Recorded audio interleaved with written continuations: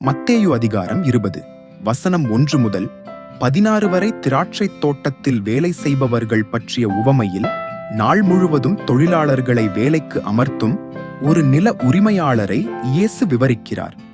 சிலர் அதிகாலையில் வேலையைத் தொடங்குகிறார்கள்.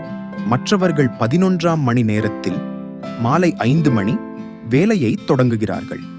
நாளின் முடிவில் அனைவருக்கும் ஒரே கூலி கிடைக்கிறது. அதிக நேரம் வேலை செய்தவர்கள் புகார் கூறுகிறார்கள். ஆனால் நில உரிமையாளர் அவர்கள் கூலிக்கு ஒப்புக்கொண்டதை அவர்களுக்கு நினைவூட்டுகிறார்.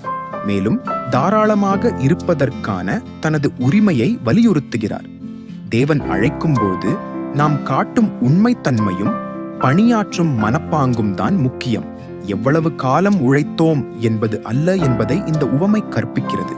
நீங்கள் பல ஆண்டுகளாக அவருக்கு சேவை செய்திருந்தாலும் அல்லது புதிதாக தொடங்கினாலும் உங்கள் உழைப்பு மதிப்புமிக்கது. தேவன் உங்கள் இதயத்தை பார்க்கிறார். உங்கள் மணி நேரங்களை மட்டுமல்ல, உண்மையுடன் தொடர்ந்து உழையுங்கள். கவனிக்கப்படாவிட்டாலும் மற்றவர்கள் அதிக பரிசு பெற்றதாக தோன்றினாலும் கூட, முயற்சியால் மட்டுமல்ல, கிருபையால் வெகுமதி அளிக்கும் ஒரு தாராள மனப்பான்மை கொண்ட எஜமானருக்காக நீங்கள் வேலை செய்கிறீர்கள். வெகுமதிக்காக அல்ல, மாறாக அவர் மீதான அன்பினால் மகிழ்ச்சியுடன் சேவை செய்ய இது உங்களை தூண்டட்டும். தேவன் உங்களை ஆசீர்வதிப்பாராக.